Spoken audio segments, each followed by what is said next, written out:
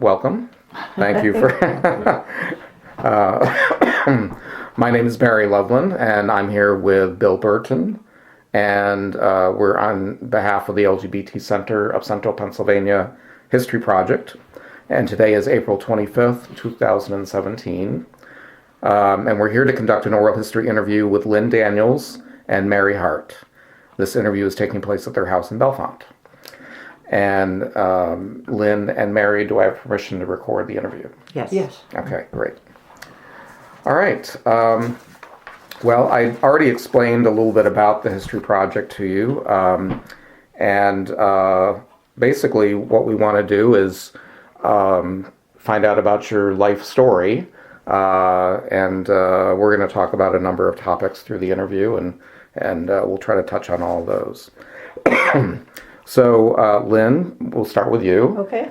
And what I'd like to know is tell me about where you were born and when you were born, and then a little bit about your childhood growing up. Okay. Born October 31 in New Haven, Connecticut. Lived right through my childhood, through high school, first 2 years of college at home in East Haven, Connecticut. My mother and father and 2 older sisters, myself. The things I remember a lot, because I think as I've become older, I have been going back and reviewing a little bit my childhood. But I remember growing up being a tomboy. And there was a wonderful article in the New York Times by a woman about being a tomboy, or her daughter being a tomboy, and I just loved it. But I remember that, and I also remember saying to the kids, because it wasn't a bad thing to be a tomboy then, it just was. And I said, no, I'm a tom girl. And I don't know why I said that, but now I know why I said that, because that's the way I felt, and there was room for that. I remember my mother trying to dress me up a little bit more and not being so messy being outside. And it was hard to keep me inside, and they kind of allowed me to for a while. And am I giving you information you want? Mm-hmm. What do you mean allowed you? Well, Keep you? there were conversations. My mother didn't want me wearing jeans all the time, and she really was hoping for not a girly girl there. There wasn't that kind of thing there. But I just didn't fit the norms for them. But my dad, who was an athlete in his younger days, never discouraged me from my interest in sports, though there weren't many opportunities then. Dave Dietrichson was my heroine.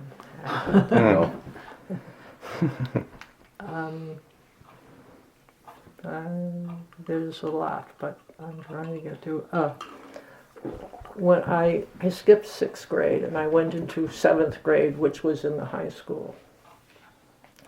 And apparently, I realize this now, because I was coming in late, I think it was in November or December, one of the students, Maureen, was kind of assigned to me to make sure I made the transition more comfortably, because that was a hard move.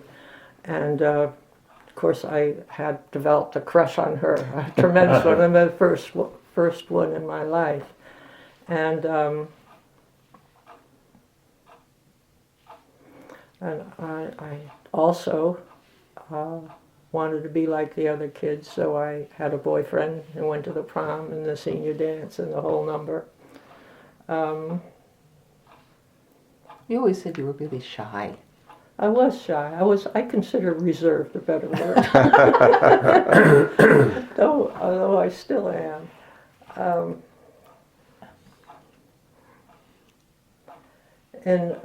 I lived on Long Island Sound. And there was a day camp that the first 2 weeks in May or so, Arnold College of Health and Physical Education of New Haven would have a camp for their new students.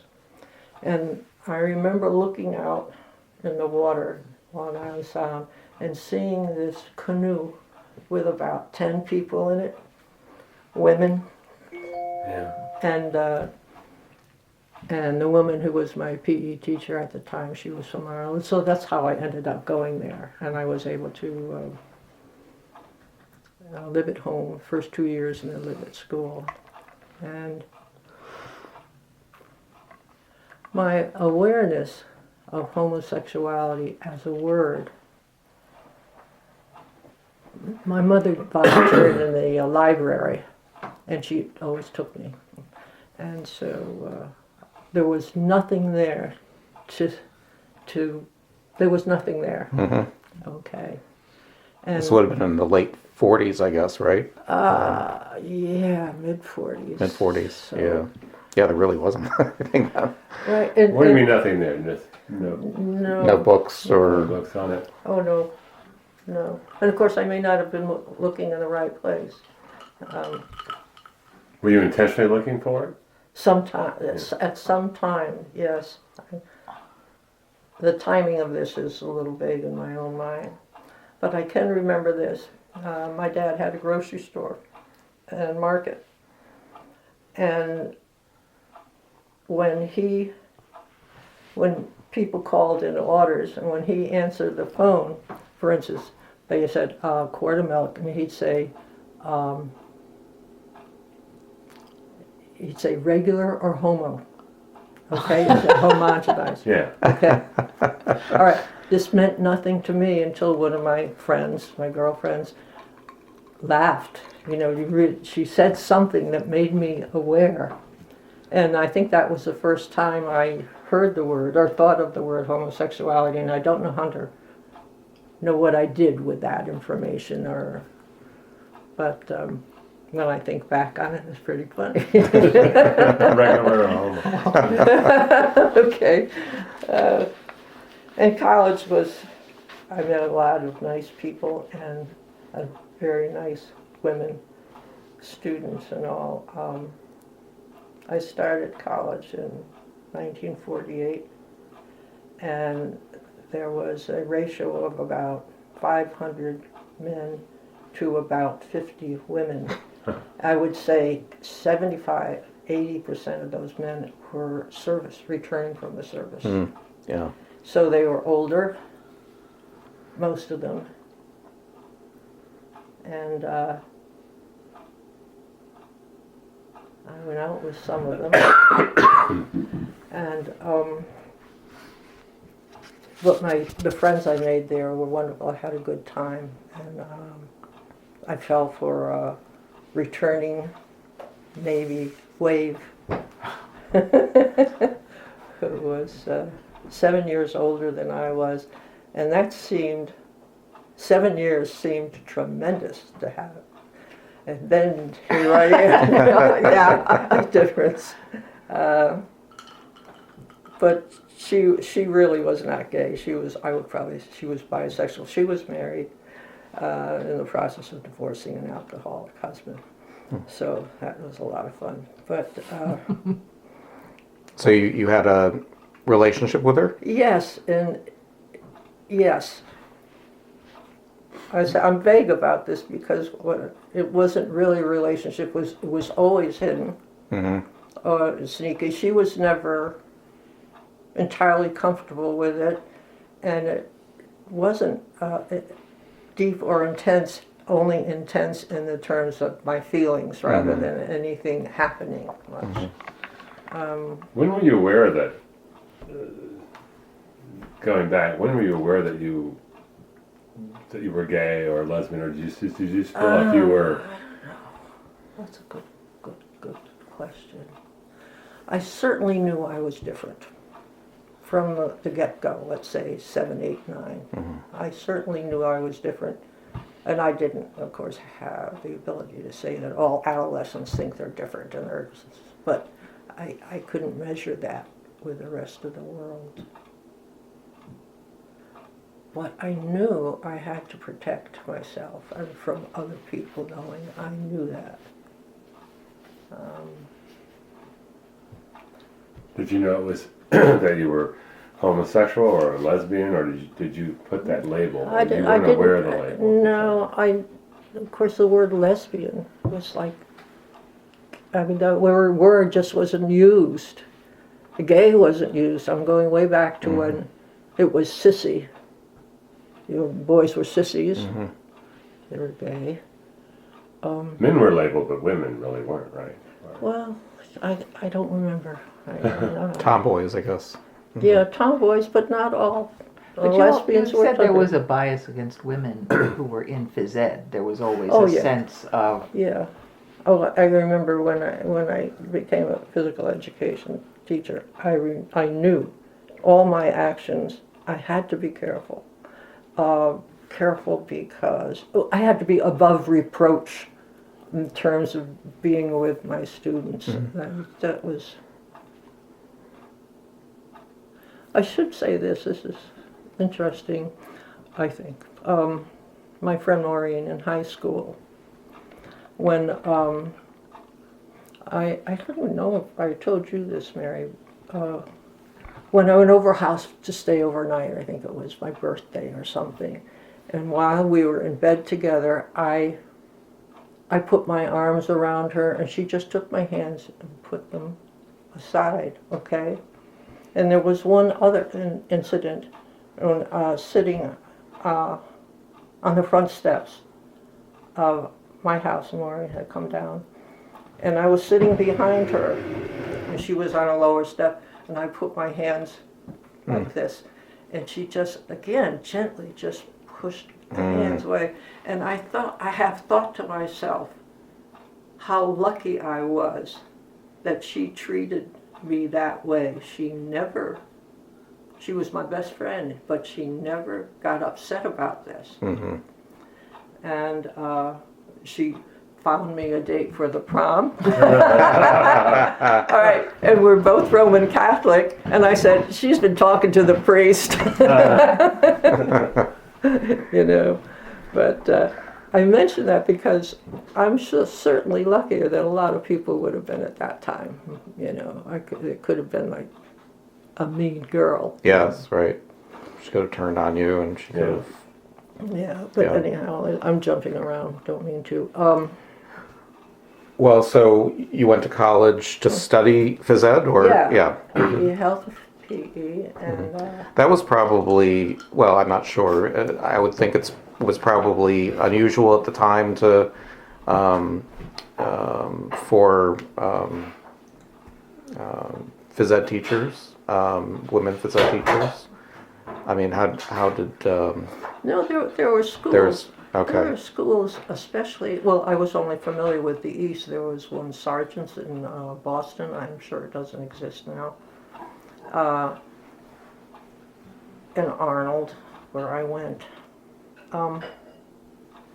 devoted just to physical education, health, physical education, recreation. And for someone who was so sports-minded, and I liked the idea of teaching, and I liked children. My sisters have a lot of kids, and when I was about 12 or 13, each sister had a child, and so I've been with little children all my life, and big children, and I taught in kindergarten through 12, taught them all, so. Did you get a sense that there were other lesbian women in the program that you were there? Yes. Yes. But I'd never been among lesbian, and I can remember being in the living room, the common room, and there were a couple of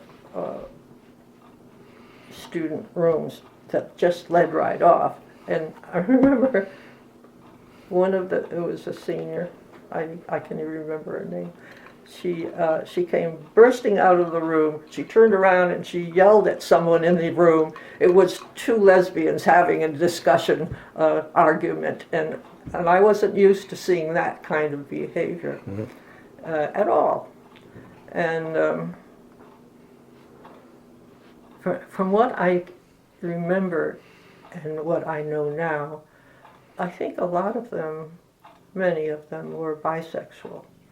And I went out with a couple of guys, and I suppose I could be labeled that too. But I wasn't. I had a good time in college, pretty much. A lot of good things happened. Ask me a question. So how many years were you there at? 4.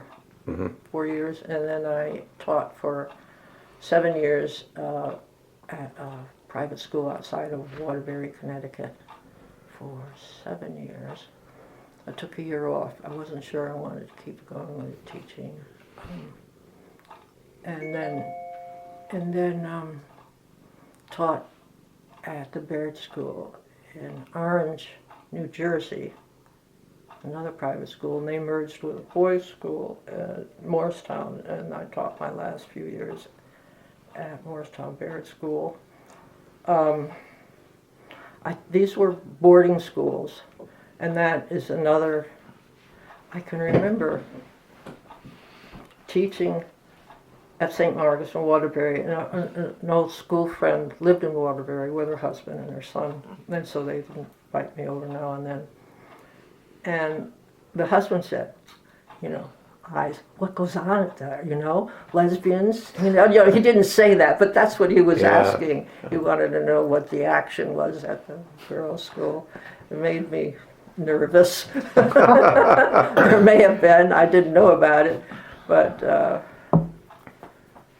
there was a feeling of, well, as I was anticipating this interview, I began to get very anxious.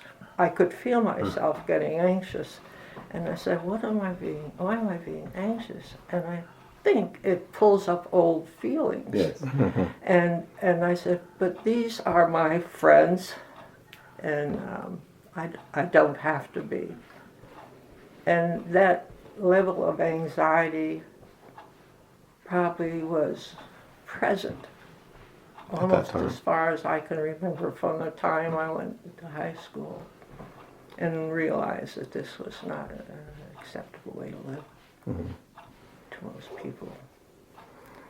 So what was teaching like for you? Did you enjoy it? Yeah, I did.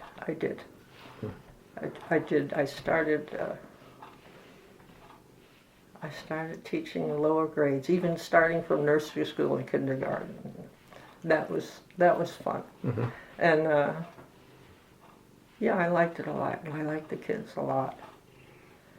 And she was a very popular teacher. They've had her back to the school. Last school she was at multiple times. They named a track field after her. Really? Yeah. Wow. Yeah, she was very famous. Yeah, she was very, very popular. Very popular. And some of her students still stay in touch. Yeah, I'm lucky that way. Yeah.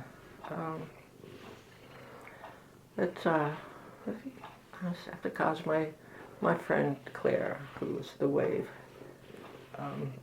eventually married Sal, and I was godparent to her first son, Peter. So, and I kept in touch with her we kept in touch with each other for many years, so that slipped away.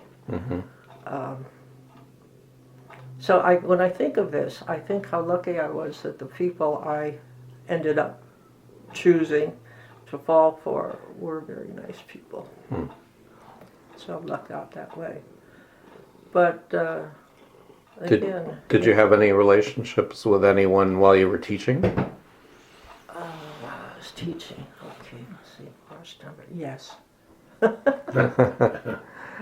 And how did you meet her? She came as a physical education teacher to fill a spot. She was fresh out of college. This is strange. I can't remember her first name, so apologies. I can remember her last name. And I remember first time, I did not hire, the head of school hired. So when I first met her, and the first time we were just talking in the teacher's room, she was talking to me, and she started talking about how she lived in the South. She wanted to get up in the North and live a different kind of life. And what I was misinterpreting was that she was talking about some kind of interest in drugs.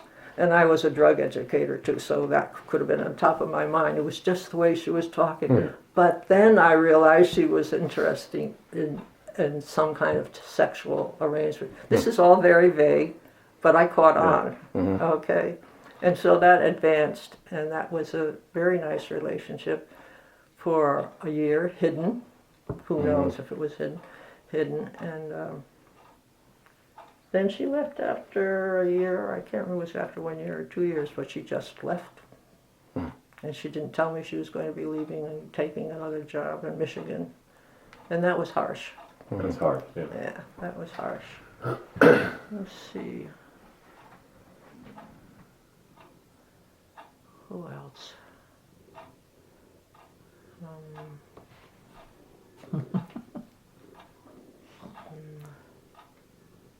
Darcy. Darcy was a friend of a friend, you know, that kind of thing. She was much younger than me. This is where it started me.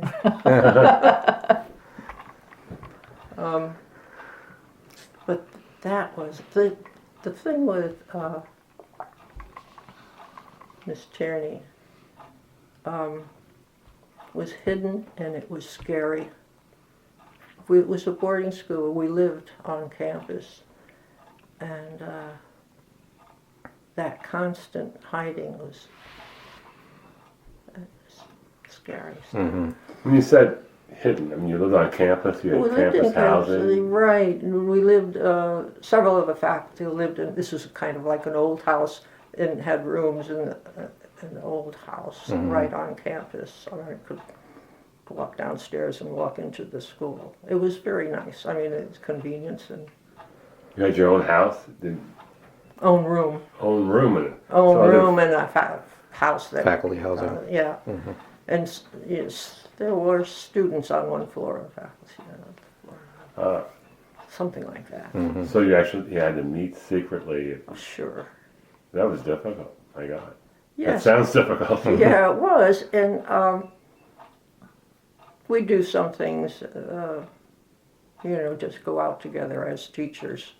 People wouldn't know. But just living in a different world. When I'm telling you something you also know, I'm sure. I'm thinking of Darcy. That was a friend of a friend.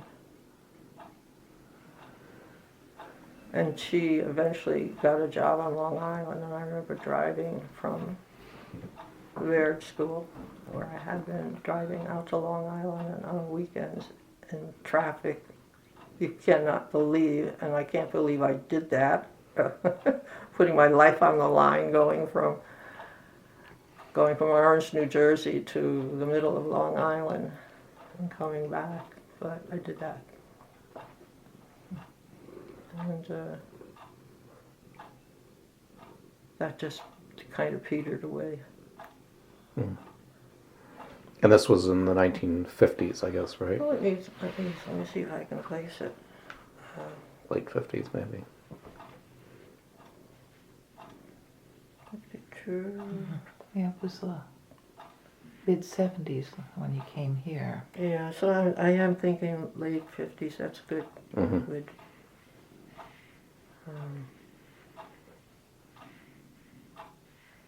So you said you took a year off from teaching. I did.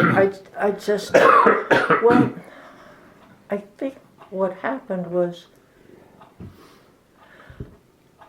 I lived close to home, and what was happening was I would be on duty on weekends at the school. That was just that's a normal thing in private schools. And when I was free, an old boyfriend was working close, and he would give me a ride home. And that was good. Home was good.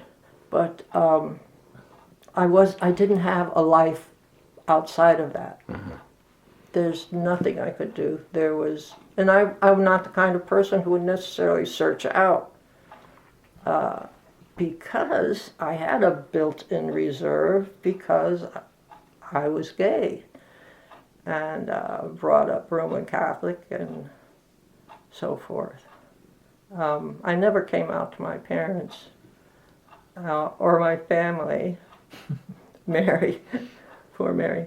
I just assumed that they are good people, and they would treat Mary or anyone else kindly and would be nice, and they were, and they are. But Mary had to go through. But that's a history, yeah. Yeah, she has a better description about that, because she didn't know that all my family would be nice. Well, yeah, but it was pretty tense for a while. Yes, sure was. But, you should talk a little bit about your decision to come back here, because that was sparked by wanting to be less narrow. Okay, right. So the decision to stop teaching after 7 years, I guess it's just a preamble to what I did later, is that I knew it wasn't good for me socially or just to be as a person, and I didn't want to get away from my family. I just needed to have room. And so after clerking in a bookstore for a year, I got a call. Isn't that nice? Would you like to teach at the Baird School in New Jersey? And I said yes, and that worked out quite well. How many years were you at the Baird School? I was, let's see, they were the Baird School for about 7 or 8 years while I was there, and then they merged, and they closed down the Baird School. The students who continued went into the merged school, Morristown Baird School, and I was there. Had a good time. It was a time when Title IX came in, the early What's Title 70s. Title IX is equality for women. Well, not just women in sports, but Women in it made all the schools had to have equal programs. opportunities for everybody, male, female. So Yeah, it was a huge deal. it was a huge deal, and it would have been a time for me to maybe go someplace else when they made that merger, but it was also would be fun to see what happened. And so you're moving to a girls to a boys school that's known for sports, a girls school that's known for its academics. So you can see what happened there. Yeah. The faculty, the students, the poor headmaster who had to go through those first few years. But it was fun. I mean, I liked teaching the boys and starting new programs. And a lot of my time was in health education. It wasn't physical education, it was health education. So that was pretty cool. And then I found out about a program at Penn State, sports psychology, which was the best program in the United States. And one of my former students ended up going to it. And her mentor was coming to speak in Morristown, so I went to hear her. And I decided it was time. So after about 4 years at Morristown Baird, I came to Penn State University. And again, I still was closeted, at Morristown Baird. And, just was. And I just thought it was time. I was... What year do you remember that you came to Penn State? 1976. 1976. Yeah. I was when I was 45.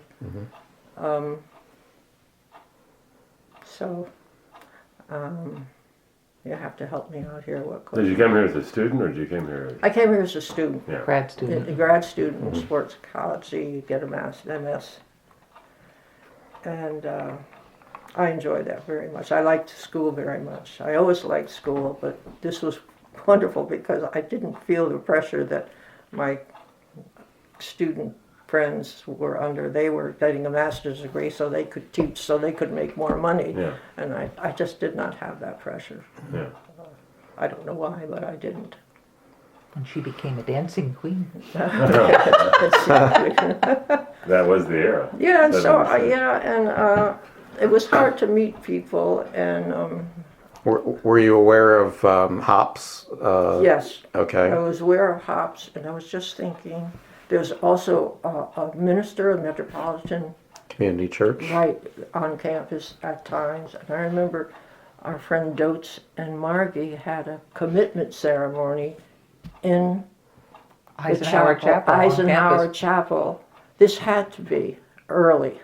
Yeah, it was before we were living together, I think. Oh, yeah. That was a remarkable occurrence. Definitely. Yeah. And did you go to any of the hops functions or? I don't remember there being functions that I would go to. That I came the summer before the fall semester, and the Women's Resource Center, which was a wonderful organization, it's terrific, but it met at that time in a little second floor room, and I went to a meeting that was lesbian support group. lesbian support group, thanks. And there were about 8 or 10 people there. And I found out later on, because of my difference in age, they thought I was a spy. I said, oh boy, I didn't know all the power I had. Oh boy, oh boy. But that was my first venture, just to try to do something. Was the lesbian support group sponsored by the Women's Center? Yes. The Women's Resource Center supported okay. it. That's great. It was all volunteer then. It was not a shelter, and they were doing some domestic violence stuff. But this was early feminist stuff. Early on. Yeah. And it was all volunteer, And right. there were a Oh, lot of lesbians Yeah, there were working there Now, where was the center located? Do you in recall? town, in town, State College. Yeah. Yeah, it still is there. But you ask what some of the influences, but the whole feminist movement was a driving force too, inspiring.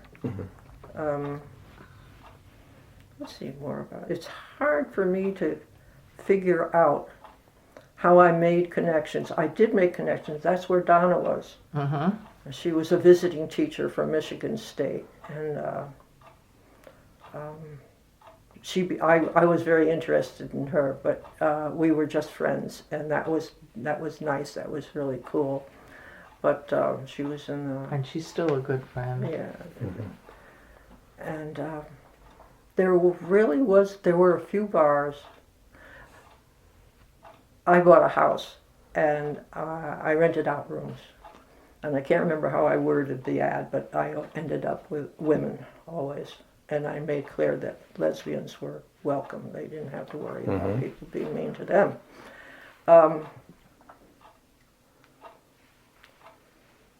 And I'm sorry, I lost my train of thought. Making connections with people. Making connections. You bought a house and you were running it. Yeah. Did you go to the bars? Oh, I had no idea, but found out later the people noticed me. Okay, of course I stood out because of my age, but I was clearly gay. All right, so as I said, I found out later the people noticed me, and some of those people, and many of them in the phys ed department, but not all, kind of made friends with me, or just were nice people. What can I say? And then I can remember one of them, Dotes, became a friend. I was not sexually attracted to her, but just a good person, and she knew the bars, okay? And so she would get me to go out, which was a good thing, and I met people there.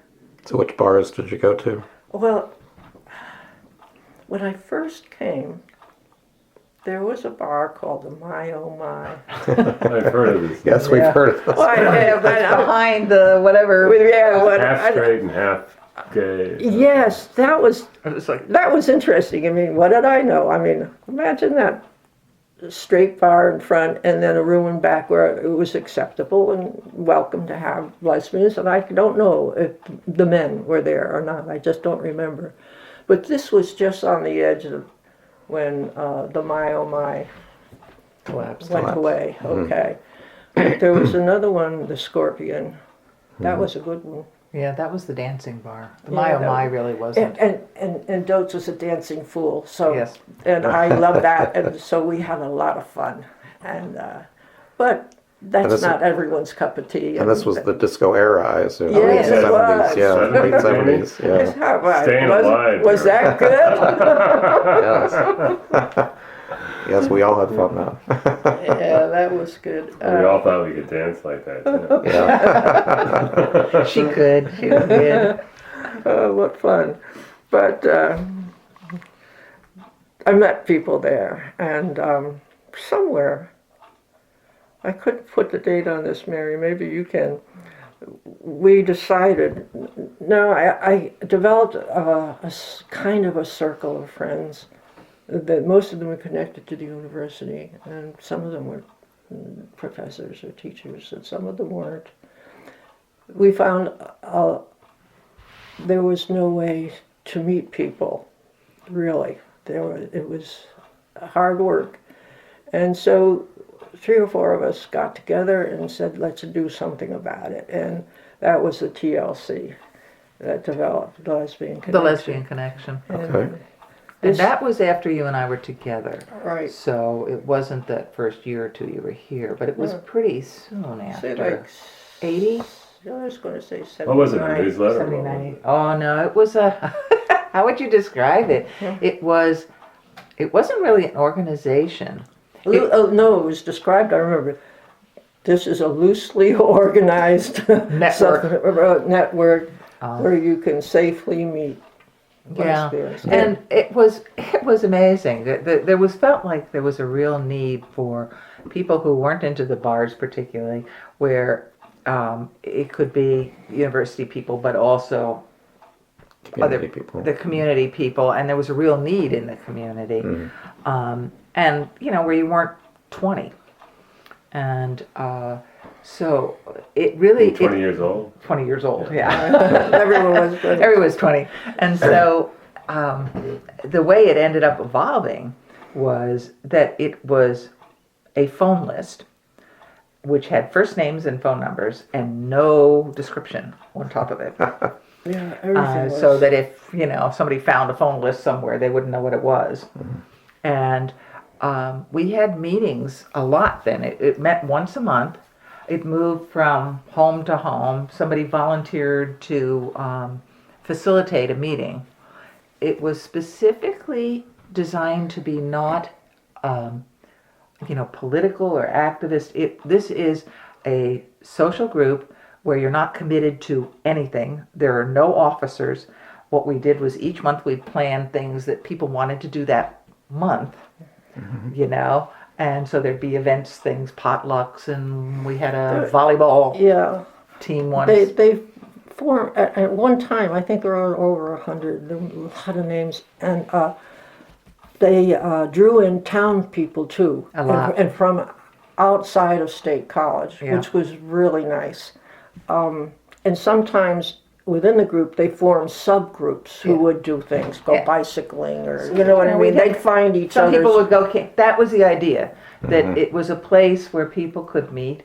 You could plan to, but if people didn't want to do it, there was no commitment to anything. So we didn't have to No keep dues. anything going. There was no somebody's responsible for something. It was if there's no interest, nothing gets planned. But for years, there were things every month.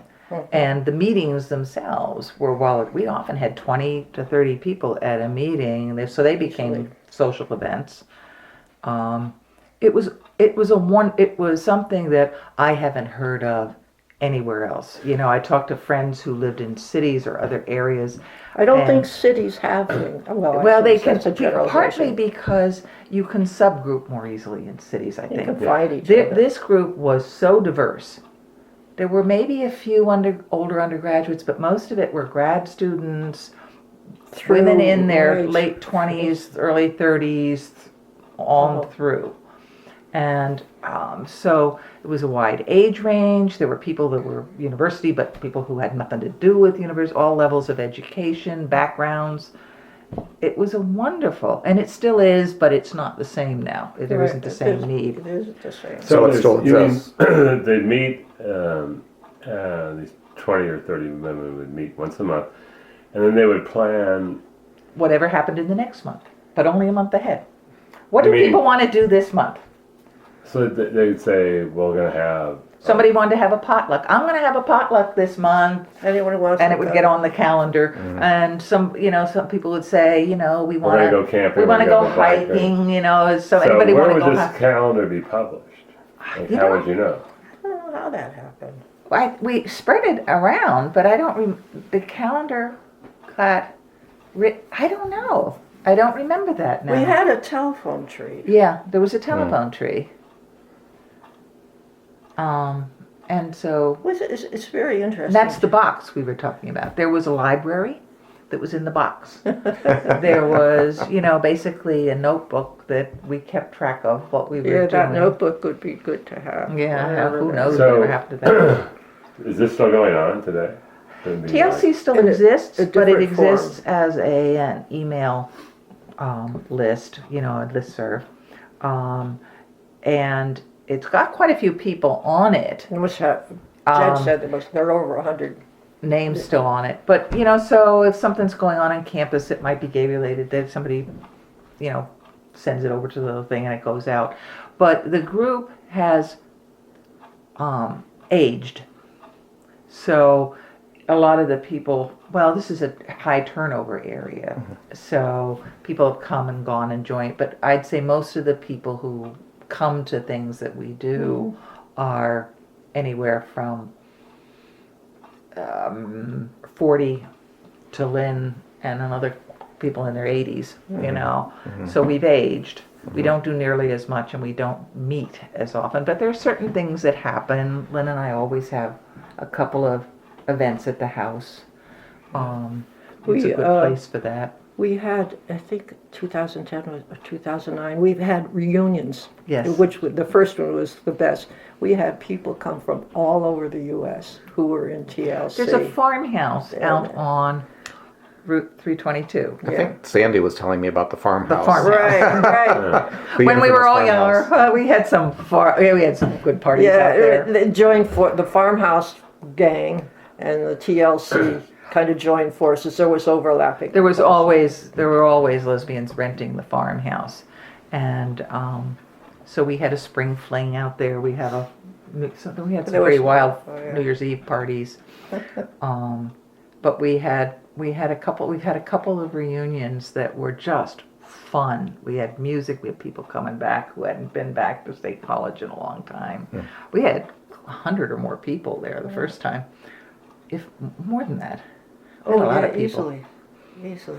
So, it was a wonderful thing, and it lasted for quite a long time. But it was designed to meet a need, and as the need for that kind of organization changed, the organization changed. But it was always this network that I haven't.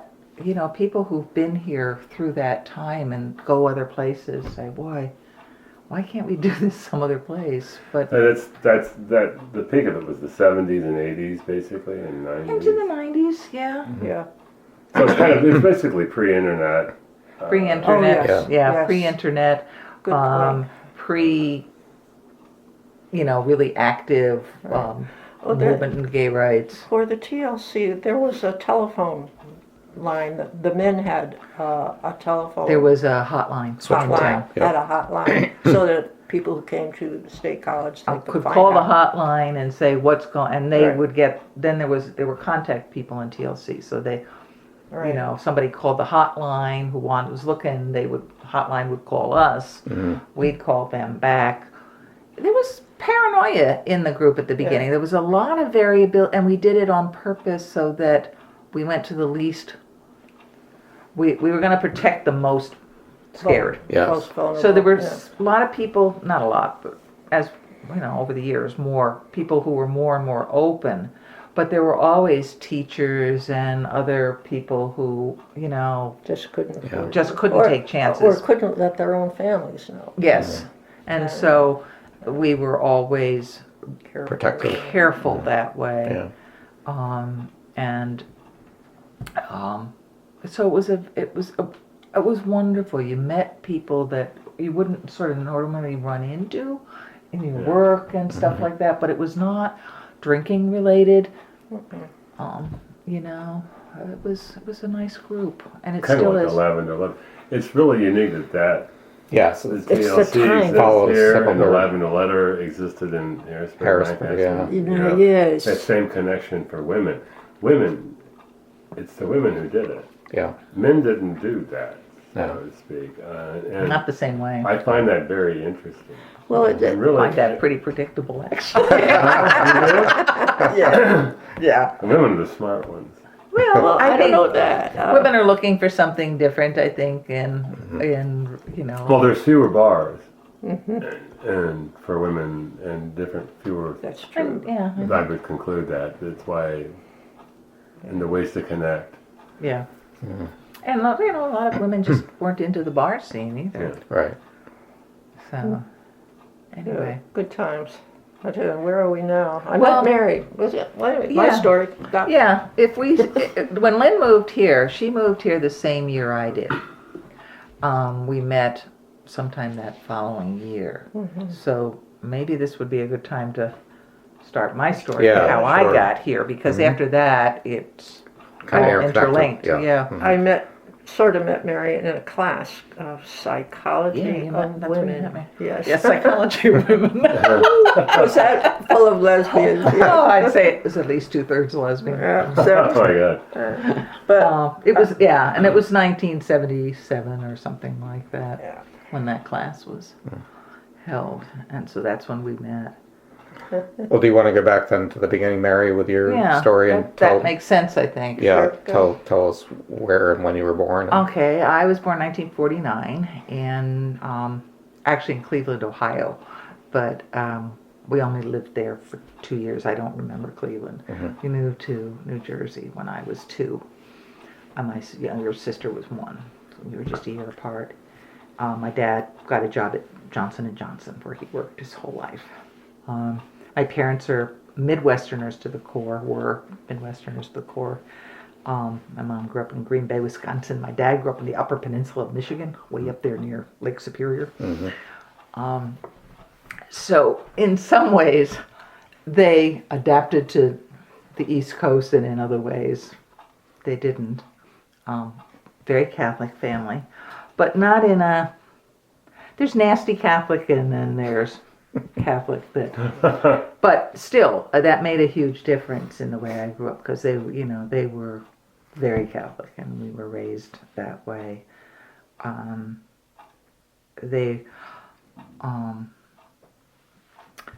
Let's see, I was not an athlete.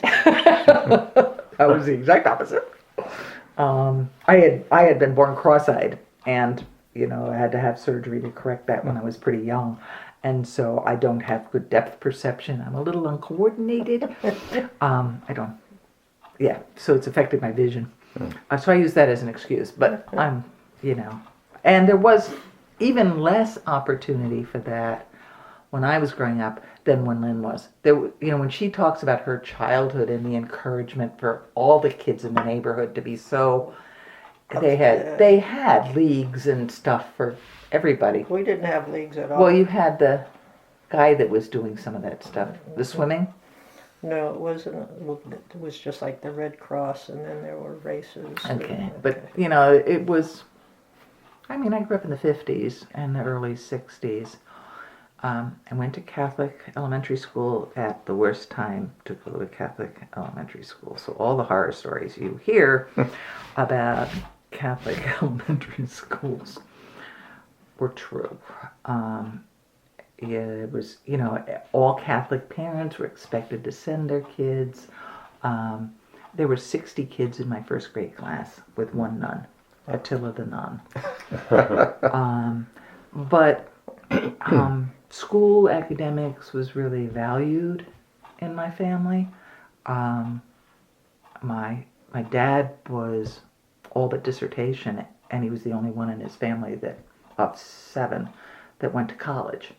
So I mean, he really jumped from, you know, most of the time he'd go a little bit at a time. He went from everybody else had a high school education, and he went almost to his PhD. He quit during the war. My mom had a couple of years of college. Again, first in their families to go to school. So that was very important to them. My sister and I were very encouraged academically, but you know, so that was where I was. I was good at school. Like Lynn described, I certainly had no. There was awareness of sexuality was not something that was encouraged in Catholic families. You know, just didn't happen, except in very hostile ways. You know, as you got the message, it was very bad. Kids were getting beaten up all the time in school for wearing sleeveless shirts, or She means literally. literally beaten up. And so I really retreated. I lived in my head, basically, and you know, went through school that way, and I had no awareness all the way through college, into college, that it was even possible for a woman to be gay. That just, you know, we heard faggot, we heard queer, but those were male words. Yeah. I don't remember hearing anything about anything that would have referred to women being gay. You know, the emphasis for girls was always about making sure you didn't get pregnant, you know, and all of that. In high school, my high school experience was better. I did go to a small Catholic high school. It was a parish high school, the last of them that really they had in New Jersey at that point, because they were all moving to these big regional schools.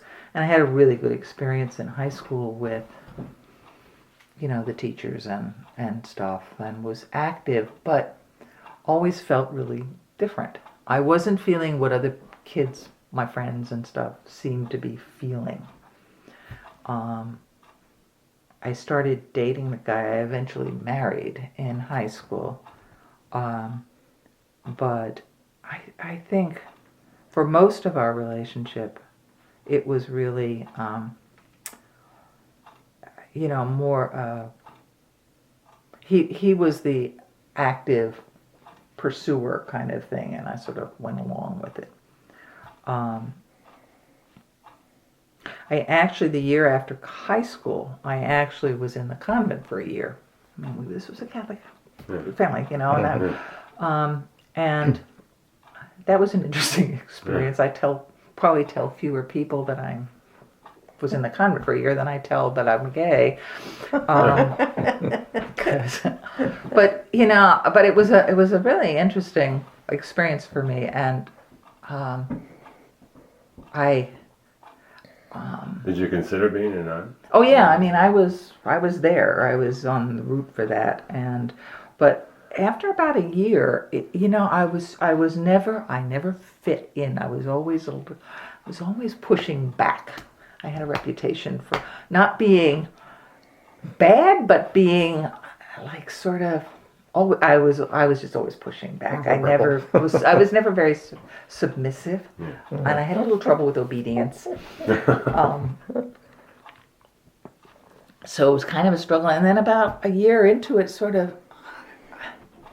it was like a decision-making point or something, and I said, you know, not only isn't this right for me, but I don't even think I believe in God. Yeah. You know, it was like, really, I don't think I believe in God. Good thing you found that. And so that would have been, Like, I graduated from high school in '67, so that was then, and a lot of things were changing in the world at that point. They really were. I left. I worked for a semester because I left in the middle of the semester and then went to school in New Jersey College. I had planned in high school to be a math major. I was going to go into math and computer science. I actually had a scholarship to University of Dayton, which was a premier program in that. But the order that I had, gone to that year was a group that worked with. They weren't a regular teaching order or whatever. They worked with delinquent girls, and we took some classes that year. We weren't full-time students, but they had some people from one of the colleges came in and took. But because they were grooming me to be a math teacher in the school, they didn't put me in the intro math classes and stuff. So they put me in psych classes, which usually the second year people took. And I went, oh, I like this stuff. So when I went back to school, I sort of shifted directions. I thought at first I was going into special ed. I took my first education class and said, no, I'm not going into special ed. So I went into psychology. College was hard for me. I did not have the typical college experience. I was behind. That first year after high school, I'd only had the equivalent of a semester's worth of courses. And then I missed the first semester of that next year. So I was a full year behind. And I was determined to make it up. So I took 3 years worth of courses in 2 years. Yeah. And so I was taking crazy heavy loads. And which college was this? College? It was Trenton State College in New Jersey. It's not called that anymore. It's down near Trenton, obviously.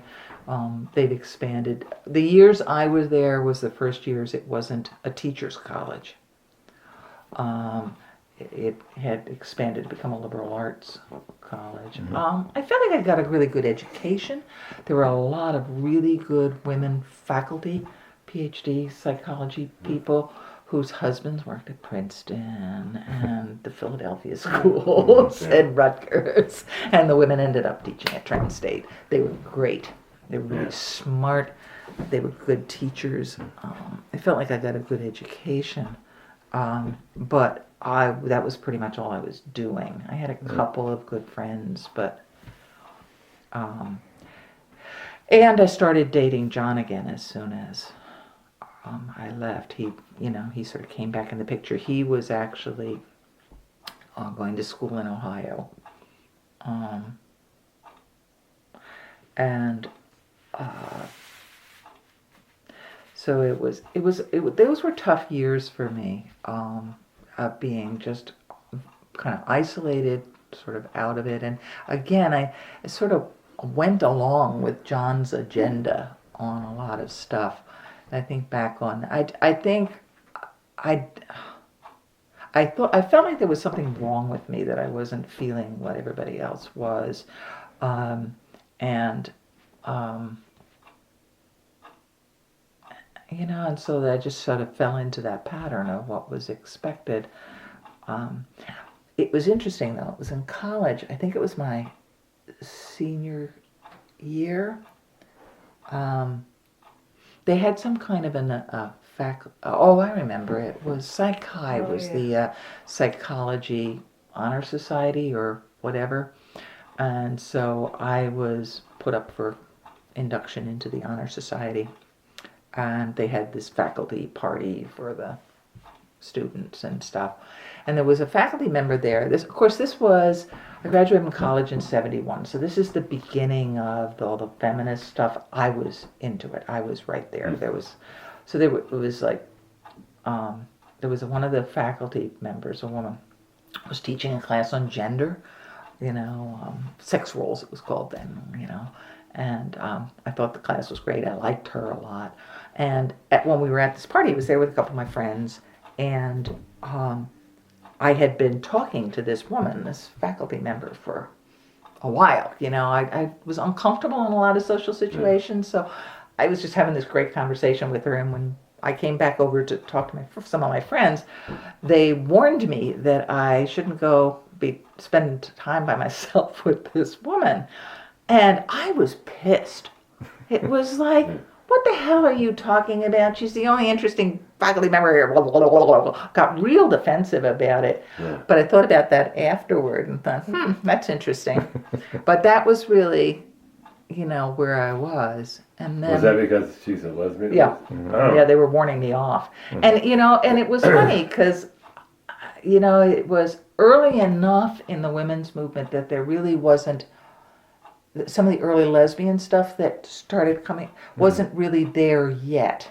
But it was right, we were right on the cusp. And I think if I'd been in a city or I'd been somewhere else besides, sort of this little college in New Jersey, I think I might have been introduced to that in college, but I graduated and got married. I mean, literally 2 weeks later. But John and I had not wanted to get married. John had already moved to Pittsburgh. He was a student at University of Pittsburgh. I was going to be going to Duquesne. They have a very different psychology program. I was going into clinical psych. I'd already been accepted. I did not want to get married. I just wanted to move to, John and I were going to live together. And my parents just came unglued. Very Catholic. Oh, this was, my mom was telling me my dad was going to have a heart attack and stuff. And I said, fine, I'll get married, but I'm not, I was taking 21 courses a semester. I said, I'm not doing it. You plan it. I'll show up. She doesn't remember. And I don't remember my wedding. You don't? I have fragments of little pieces, but I couldn't even tell you where the reception. I mean, I know where the reception was. I do not remember You have being no photographs? there. There are some photographs, yeah. But so I know. But I look at them and it's no recollection. I don't remember it, which I think is interesting. Yeah, it is. So I moved to Pittsburgh and became pretty depressed. There. I was in a program in psych where there were it was probably 75% male, 25% female. There's only one woman on the faculty. I remember standing in line to register for our courses when you had to do that because there was nothing online. Next to another first-year student who was coming from New York City. I loved her, Mona, a New York City Jew. And she was reading The Second Sex and had just finished it, Simone de Beauvoir's book. Yeah. She said, I think you'd like this. So I became one angry feminist. I was challenging the faculty all the time. They thought, it was bad. They essentially decided I didn't have the temperament to be a clinical psychologist. She's really nice. But I was pissed. And I don't think I really understood why I was pissed. We had a bunch of friends that John had already made when he was there. A lot of them were, sort of the hippie stuff. A bunch of them lived in a commune in Shady Side. They had a farm outside the town. It was a great group of people in lots of ways, but everybody was stoned, and especially my ex-husband, who, and I felt really, marijuana did not do things for me. I was paranoid as hell the first couple times I tried it, and so I always felt like an outsider. Excuse me. Not really fitting in. Sorry. Yeah. Can you get by? Yeah. And and I just didn't understand why. I actually met a couple of gay women through a good friend of ours who was actually sharing a house with John and I. But you sort of didn't put. I was reading Ruby Fruit Jungle. Jill, what was her name? What the Book author. Lesbian Nation. She was the more radical. Jill, I can't remember her name. Can't remember either. And Ruby Fruit Jungle? No, Ruby Fruit Jungle was, You want the author of that? no, I don't care about that, but Lesbian Nation was a little more feminist, separatist, lesbian separatist stuff. So I was sort of becoming aware of that. I ended up in a consciousness raising group that was a really good group. All straight women, but a good group. So it was like my whole world was exploding, and I was seeing things in ways that I just never had before. Jill Johnston? Jill Johnston, yeah.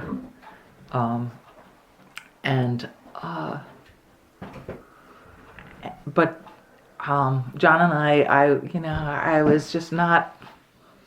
I considered him a good friend, my best friend kind of thing. But I knew there was something wrong. I was just not where I should be here. And then, so I did a 2-year master's there. Your consciousness raising group. Yeah, I had that consciousness raising group then.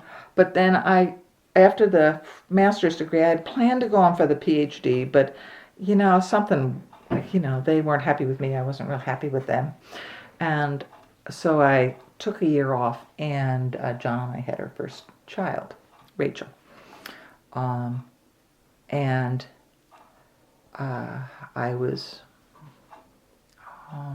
So I was at home. He finished his PhD. He started working there.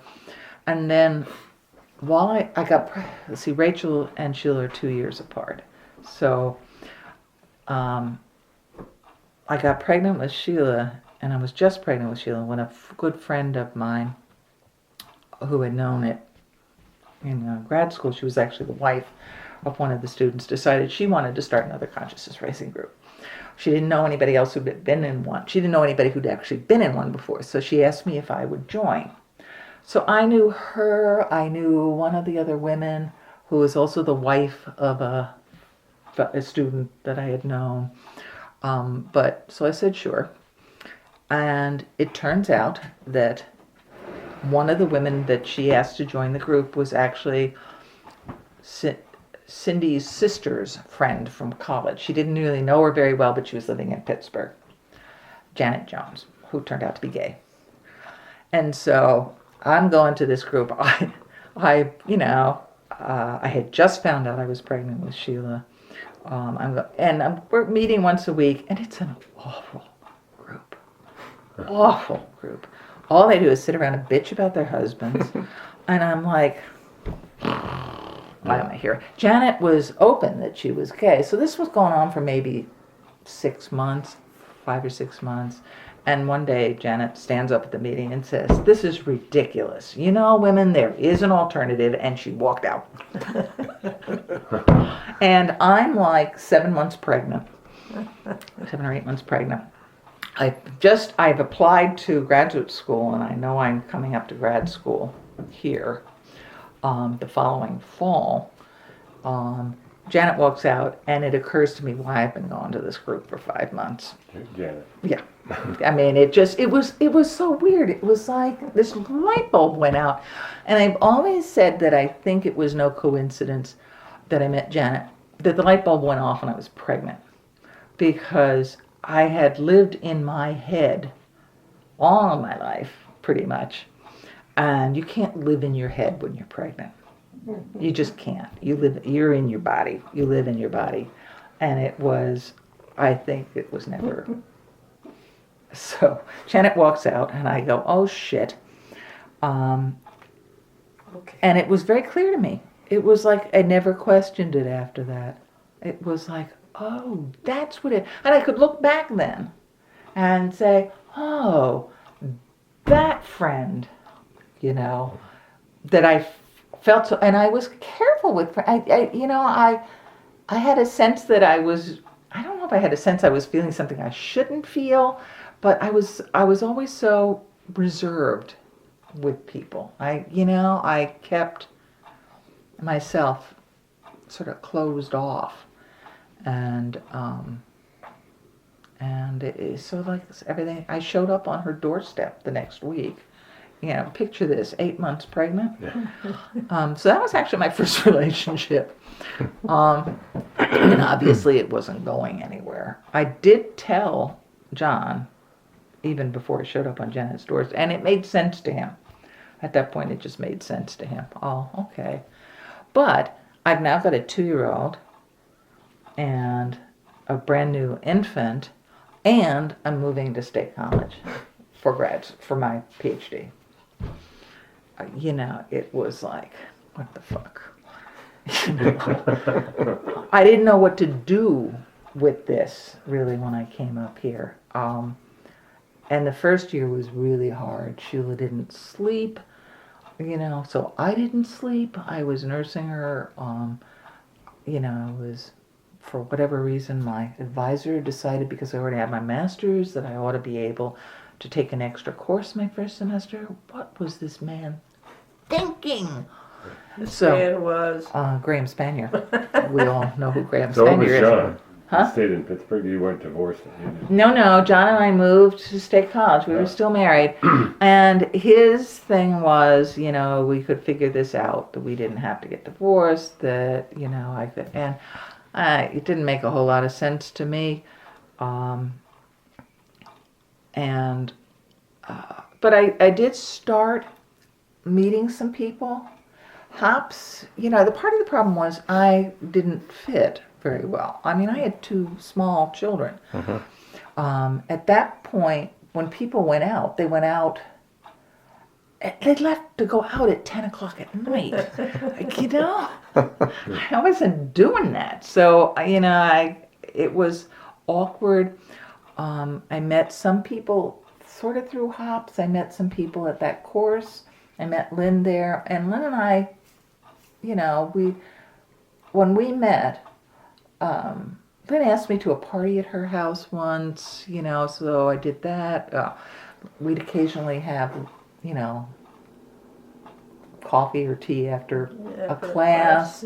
But, we didn't really start seeing each other. I was interested in Mary, but there was a lot of baggage there. Do you know what I mean? So I wasn't in the fast lane here. So. And I didn't have time that first year. I didn't have emotional space or physical energy to think of anything. The second year, however, Sheila started sleeping and things started easing up. That's when things became more of a front and center issue, something I needed to deal with. And John and I struggled with that. It was like, I started actually going out with Lynn. She doesn't remember this, but I took her to the movies and we saw the movie Rocky. It was, it was supposed to be a fine movie.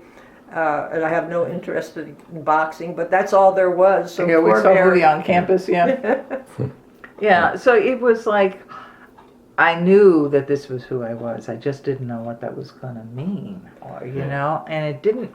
And of course, this was a very different experience than Lynn did, because there was much more awareness. The women's movement stuff, the lesbians in the women's movement were not accepted then. You remember the whole Lavender Menace thing with what's her face?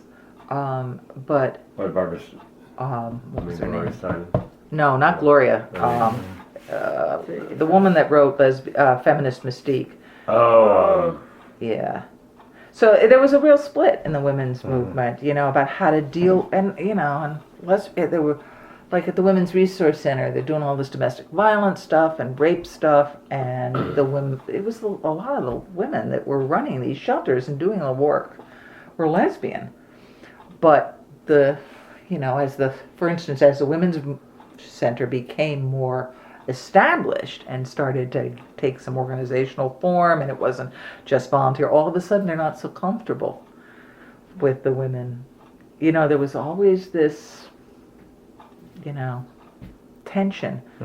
But for me it was more a struggle of okay, what does this mean for me if I've got these 2 children and a family that at that point I was pretty committed to. But when Lynn and I started going out, John's sort of intellectual thing that we could. So, Yeah. you know, it was fine. You know, his idea was I'd go and have sex with people, and then, but my emotional thing would, and I'm not bisexual. But my emotional thing would be at home, and I Typical couldn't. male. It's a typical male. Yeah, Men yeah, can that's do what I that. mean. Yeah, men can do that.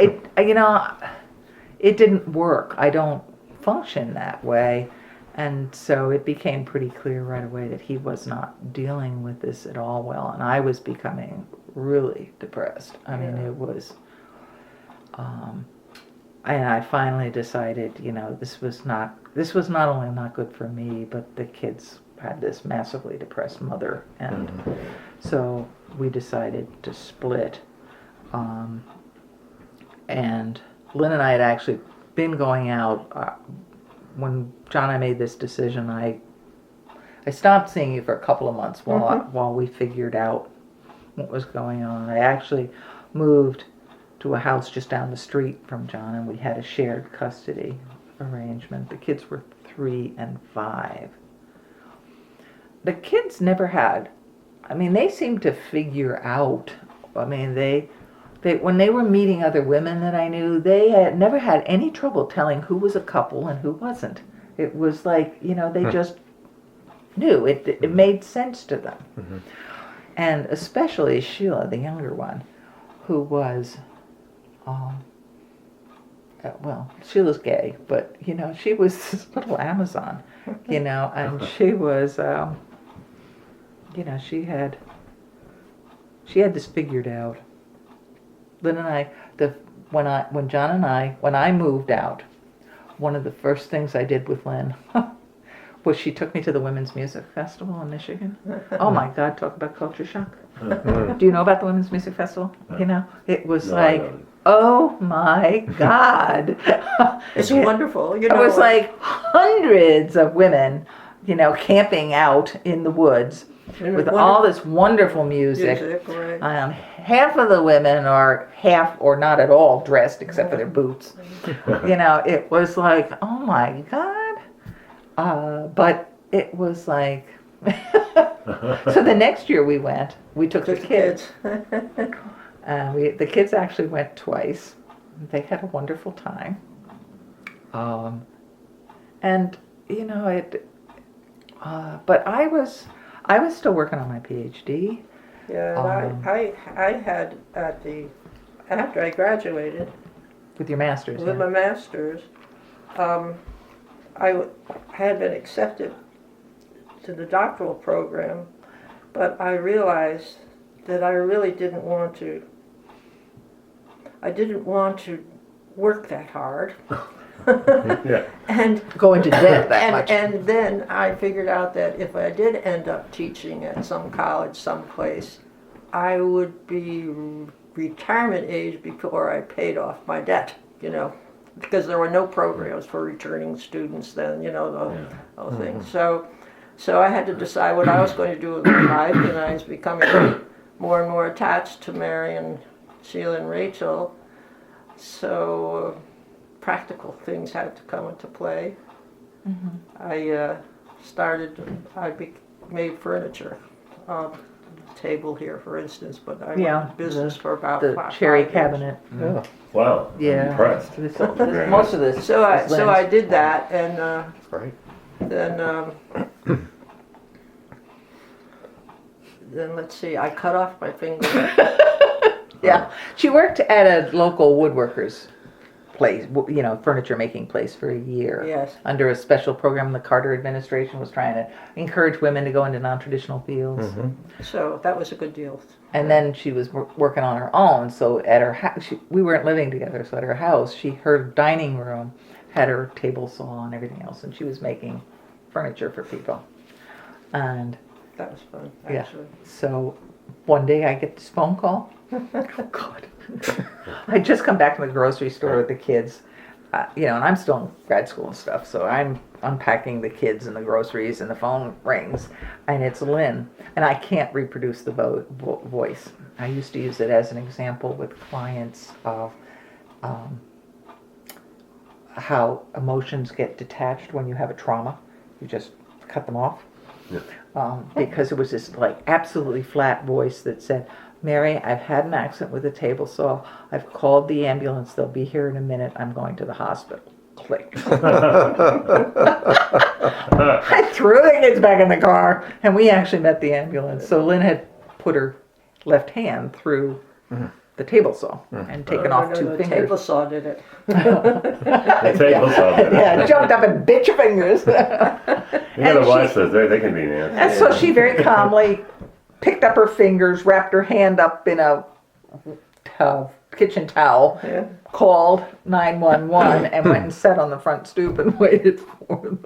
Oh, one of the ambulance people was a lesbian friend, and I thought, oh, thank you, that helps too. So, it was like, it was interesting.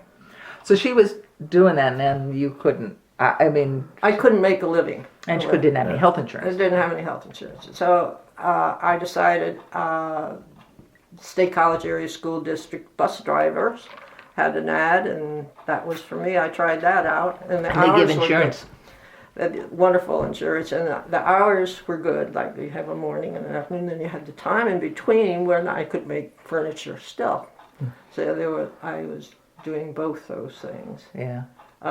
Mary is struggling, and I'm just thinking of finances at this God, time. yeah. I was That was teaching, tough.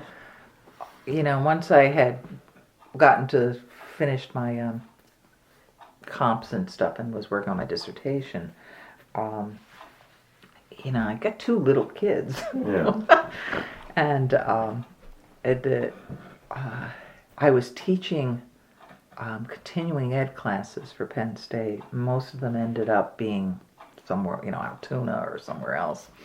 And you never knew if you were going to have a class, because they would cancel. If it didn't fill, they'd cancel it, and you just didn't have a job. Yeah. And so every single semester it was like, am I going to have enough to pay the mortgage? I had student loans and stuff too, but it was a tough time. But I was almost obsessively committed to make. Lynn and I were not going to, I was not going to commit to a relationship until I knew I could support myself. And so it really got a little crazy. Lynn would watch the kids sometimes when I was working and stuff. I insisted on paying her because I would have had to pay someone else. Yeah. And Mary had not been on her own ever. No. Ever. Yeah. And I think stepped back and I said, this is a good thing for her it was to really be on her important. own. I went from college to marriage. Now, looking back on it, I think I really underestimated how much. But, there's something about the traditional structure for women, that they can be running the house, they can be managing all the stuff, they can actually be making a fair amount of the money, and still you don't have, you're seen as dependent, and you are. When I finished my PhD and got a job at Penn State, I applied for a credit card, and I couldn't get one. Yeah. I could not fucking get a credit I card couldn't buy my house. without her parents signing. Well, it was someone co-signing, and I Yeah. said, do you mean my 70-year-old parents can be a co-signer? And they said, yes. Yeah, there was a lot. I didn't ask my parents. I had a friend do it, But still, she'd been teaching for, Yeah. That's so- ridiculous. Yeah. it's crazy, isn't it? And so I managed to talk some company into giving me a credit card with a $500 credit limit. Which I paid off every month. But, I didn't have any credit. Yeah. All of the credit had been John's. It was like ridiculous. And so it really affects you. I have a younger brother who's 6 years younger than I am. So it was my sister and I who were like Irish twins. They were just a year apart. And then my brother came along, and he was the son. My mom was a tomboy too. They loved sports and stuff. My dad was pretty disengaged in a lot of ways. But they had the boy. They had the boy, and the boy turned out to be not what they'd expected. My brother's gay, and It had to happen, it had to happen, and and he was not what they wanted and stuff. And he's an artist, really. They couldn't trade him in, huh? Get a straight one here. So, even in first grade, he would get his little arithmetic tests, and he'd be drawing little pictures on it. When it was time to hand in, there was no answers on the arithmetic problems. It was like little pictures. My parents were tearing their hair out. And I remember at some point I was in high school. Both my sister and I were these like high achievers. And, my brother was driving them nuts. And my dad was going on about how upset he was about my brother. And I remember saying to him, well, gee, Dad, Lori and I are really good at, and he says, yeah, but you're girls. You won't have to support yourself. And he didn't mean it he valued what we did. He always encouraged, but you won't have to support yourself. And so that's how we grew up. It was like what you did was sort of extra. It wasn't that he didn't expect us to work or have a job or something. It was more that it didn't count the same way. And once I was on my own, once John and I split, that sort of hit me full force. I have these two children. I can't, I thought I could count on John, but I didn't really, I think even then I knew I couldn't really. I'm it. The buck stops here, and I have to be able to do this. And I think that really affected the way I reacted to the relationship. At some point, we'd been together for over a year, and this is a joke, kind of. Lynn asked if she could leave something, because most of the time, if the kids were with me, she was at our house, and she asked if she could leave some things at the house. And I stopped and said, I keep a toothbrush here if you hide it. So it doesn't look like you're living. So, and it wasn't that I was worried about other people. It was Your experience with I'm on cohabitation. my own. Yeah. I'm on my own. And so when I finished the degree and I got a job at Penn State, a temporary position came up at the Altoona campus teaching. And I knew, okay, I'm good now. That's when Lynn and I moved in together. We moved in October 30th, Halloween, Halloween. 1981. Yeah. Yeah. Mm-hmm.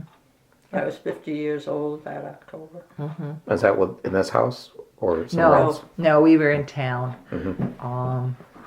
It was a little house that when John and I split, we bought another house. It actually was just down the street, and we had a shared custody thing.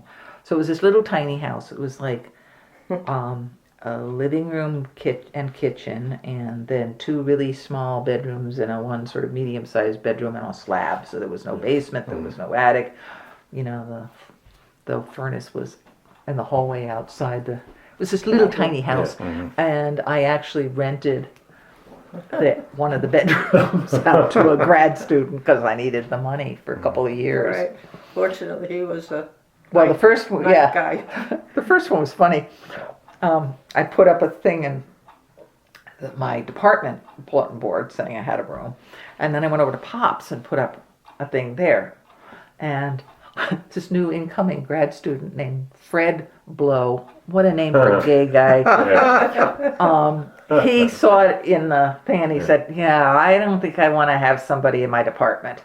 And then he went over to Hops and saw the same ad and he called me. So Fred lived in one of these little rooms. It worked out great. He was the youngest of 8 and all sisters until him. Yeah. So he lived with 8 women.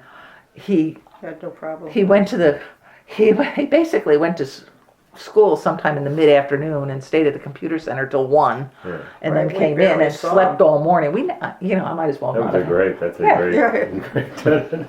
Yeah, he was fine. And then the next year I rented to a woman, and then Lynn moved in the next year, and So we, I kept my house for, I can't know, 2 or 3 years after that. Just rented out the house and, yeah, with lesbians pretty much. yeah. So it was quite, I mean, Lynn had never lived with anybody in her life. And I had never lived alone. I mean, Wow, think about this. yeah. I mean, I had shared room with my sister, I had never had my own space. And I had 2 children that, basically followed me to the bathroom, and so I'm still amazed I am too. that we managed this because it was tough. I was very possessive of the time I had with the kids when they were at their dad's.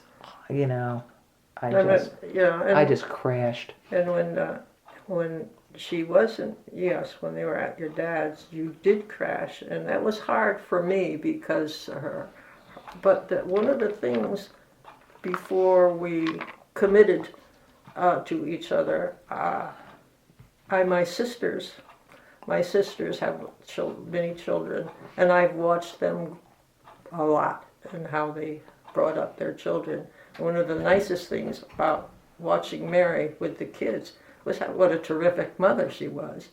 And I was well aware that when push came to shove, the kids were first for several years, for many years. Many years. Yeah. Yeah. And it was but tough. that wasn't easy, but I knew it. And I think the fact that I was older made that possible.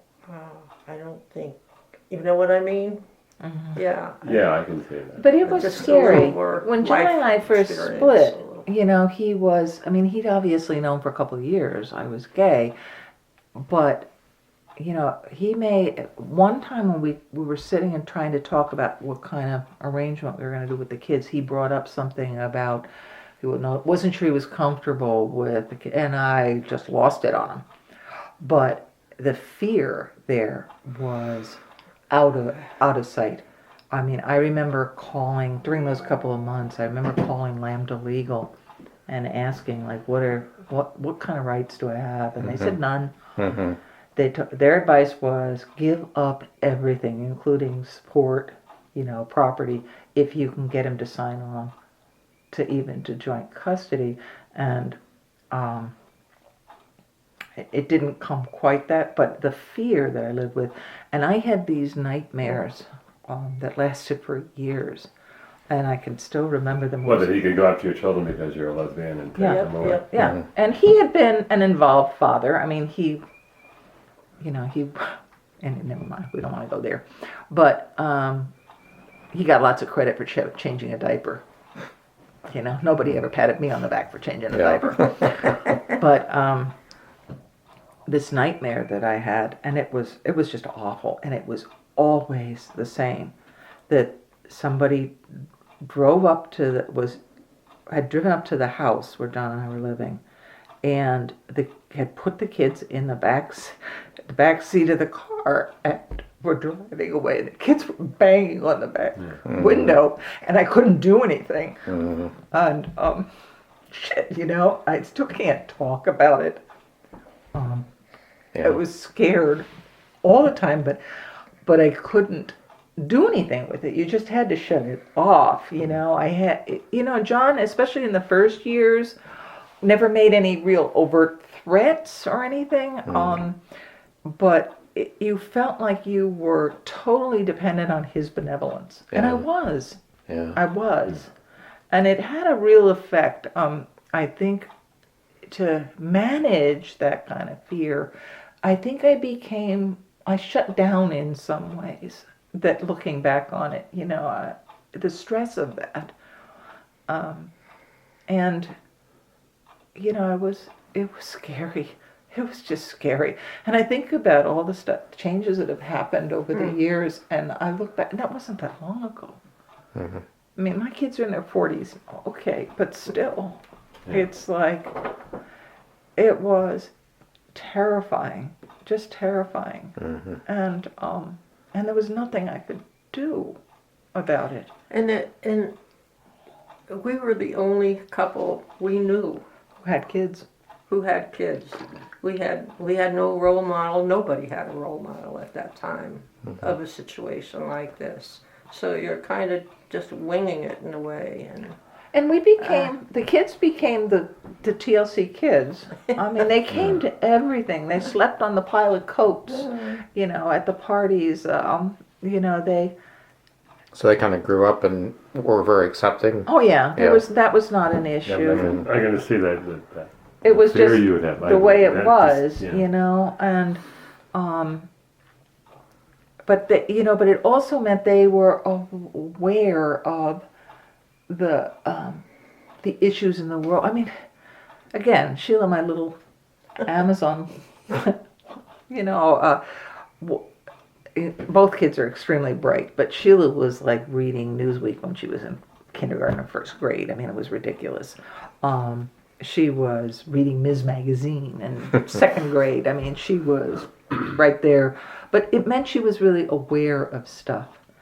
But you couldn't, you know, I was trying so hard not to communicate that fear to them, that it meant that it didn't get talked about. I regret that now.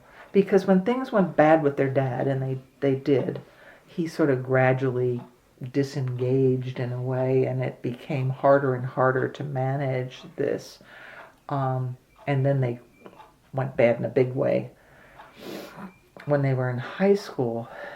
You know, I remember Sheila telling me that John would make these comments, you know, about my being gay or about something, you know, and you know, I said, well, Sheila, why didn't you tell me? And she said, because I knew you'd go, you know, he was doing other stuff too. It wasn't just that. I said, I knew you'd go argue with him. And I was afraid if you made him mad, you'd lose custody. You know, and I think about, you know, an 8-year-old, a 10-year-old having to think about that stuff. Yeah. That's not good. No. And there were a couple of incidents, you know, where it got kind of scary, you know. Teachers would find out that I was gay or something, and I know, you know, it made a difference in the way that kids were treated in different ways. we had to try to find schools where our lives would be accepted. Yeah, the more kids or went to the less. Friends school, you know, the Quaker school in Yeah, town for their first, but then they were in public school from third and fifth grade through high school. And for the most part, those were positive experiences, but I knew it affected them. That my parents when my parents found out, I told my parents why John and I were splitting. Because my parents knew his parents. We'd gone to high school together. They were friends, and he was going to tell his parents because they couldn't figure out why we were splitting up, and he was going. And there was no way I was going to let his parents tell mine. Yeah. And you know, my parents were pretty upset. But you know, things were sort of under the radar for a while. But then when Lynn moved in with me, they found out that she was living here, and for a couple of years they didn't come visit. It didn't get acknowledged. My parents are, you know, they're conflict avoidant, and it didn't get acknowledged. But that was why it was happening, and it was hard on the kids. Rachel's birthday's in March, and Sheila's is in June, so they often came out for Sheila's birthday. But traveling in March was always kind of iffy, and so. They had promised Rachel that they would come out for her birthday that following March, and Lynn moved in October, and they found out at Christmas that she was living here, and they canceled out. They didn't come. You know, and you're trying to explain to your kids why their grandparents aren't coming, you know. So it was tough. but it is the way the world is too. And, I'm not sure you're doing kids any service by sort of pretending that bad things don't happen. And my parents came around finally. they did. They really did. I was less worried about that than Mary because Yeah. they were nice. They were nice good, people. They're good people, and their heart's in the right place. And eventually, they slowly sort of came around, and it just didn't make a difference at the end. right. And my brother had never come out. God damn, Jim. They'd been worried about him being gay without acknowledging that, even to themselves, since he was probably 4. And then but he never came out, Never. And he was not much support. But my brother, his life was he lived in Manhattan after college. He didn't finish college. He quit 6 credits short of his bachelor's degree in fine arts. Can you imagine the effect on my parents? Yeah. But and he was using a lot too. He was using drugs and drinking a lot. He's sober now. Yeah, we're happy. He probably wouldn't have. Yeah, he's damn lucky. He's okay. He was living in Manhattan all through the AIDS thing, right. and using, Wow. and partying Yeah. and stuff, and he dodged a real bullet, and he knows it. But we were not close, and so it was tough, but it sort of worked out. So we have a family now. We just came back from Maine after visiting Sheila and her wife Kim, and it's just wonderful. My other daughter lives in Boston, Right. and is Catholic. No, she's not, but she's very Catholic. But she's still okay. I think Rachel became interested in religion in high school kind of thing, and I always said Except she was a real science math person too. Yeah. She was really good at it. yeah. But, Yeah, so, but that was never an issue for Rachel either. And Lynn's family gradually, yeah. it was uncomfortable for me, especially Lynn's oldest sister was 11. More like closer to your mother. Yeah, she was 11 years days. older than Lynn. And her kids were from a little older than me to a little bit young. She had 10 kids. There was never pressure on Lynn to reproduce. Right. And so when I would go visit, they had this huge family that's like with all these grandkids and stuff, and everybody sort of congregates at Janet's house because it's right on the water on Long Island Sound in East Haven and stuff. But it was like, it was like, I could tell people are trying to figure out, well, how does this person with her 2 kids fit in? And they sort of figured, and then after a couple of years of this, and Janet's husband gave off some pretty hostile vibes. Right. And Janet was very traditional Catholic kind of. She was not comfortable either, I could tell. And but she would. I knew she would. She was friendly. I mean, she was not unkind, but it was still. And finally, after a couple of years, and we'd been together more than a couple of years at that point. Yeah. I just sort of started talking about things. A little bit, and and everybody. And then once when I was sitting with several of my nieces on the stairs at Janet's house, I told them I was gay. I can't remember how it came up exactly, but I told them. They were asking about what my life was like growing up with their mother, basically. And I said, well, it was like being in a different generation. She was 11 years older, and they said, oh yeah, that's like me and one of the brothers or sisters who are about 15 years younger than them. And then I told them, out of that conversation that evolved, and some of them, I don't know how they felt. They've never treated me any differently. I felt uncomfortable with Anne for a little while. Anne was not, I could tell Anne was not comfortable, one of your nieces, but for the most part it just became not an issue.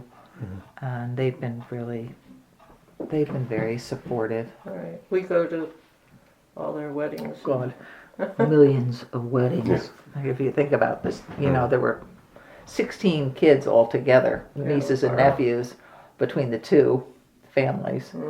And then a whole bunch of grandkids who are now in waves getting married. But, You know, I'm just thinking, it's kind of jumping around, the organization, the LGBTA on campus has become much stronger. I mean, it's a big deal. yeah, they've got a center and all Very, kinds of stuff. lots of At Penn stuff State. going on. Penn State. Yeah, really good. Which was not, I mean, Hops served for that. To some extent, yeah. So that worked. But, you know, it was, Lynn and I, when the kids were, see, I had been teaching at Penn State. I taught at Penn State for about 6 years. And then I sort of shifted gears. I wasn't going to get tenure, it was clear.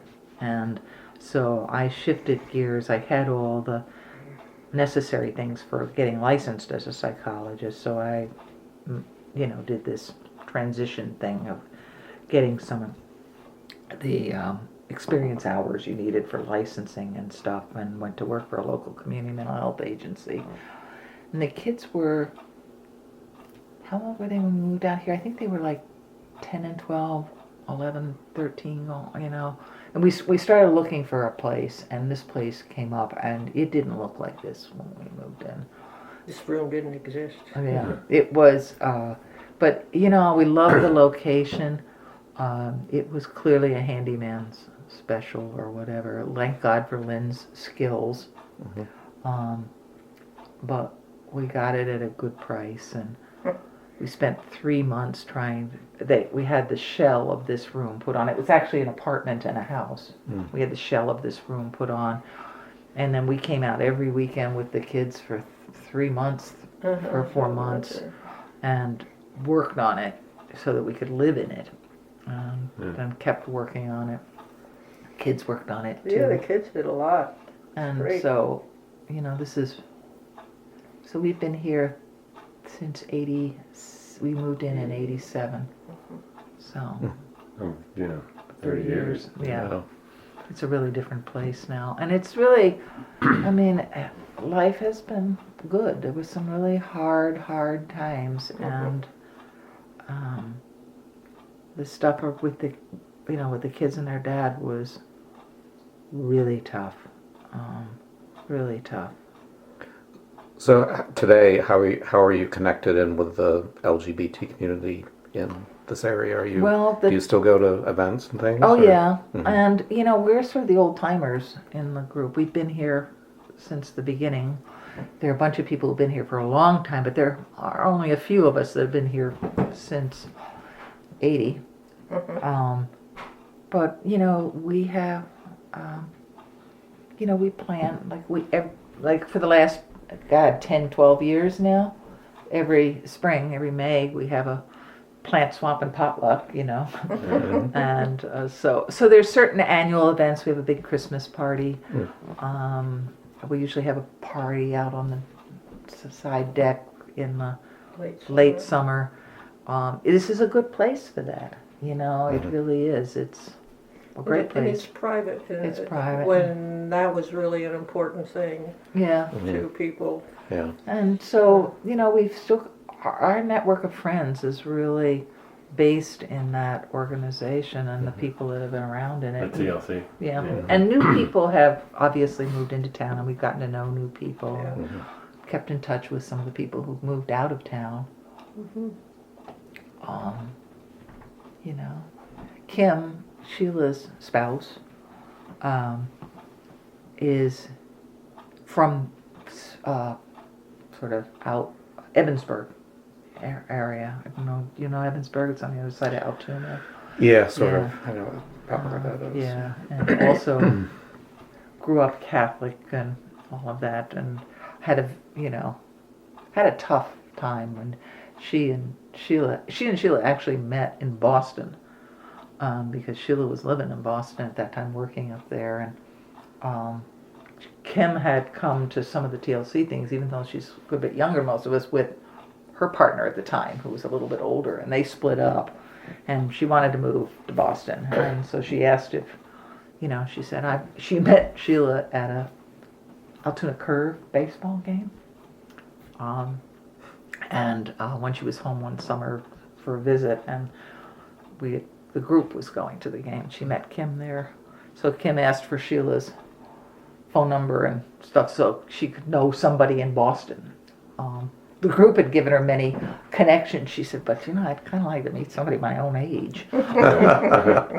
And so they ended up connecting, and now they're married and living in Maine. But when they got married 3 years ago, I think it's 3.5 years ago, Kim's mom didn't come to the wedding. Her dad did, and one of her brothers, but her mom didn't come. We got married 3 years ago. I was just going to 2 years ago. 2 years ago? 3 years ago, the I don't 21st remember. April.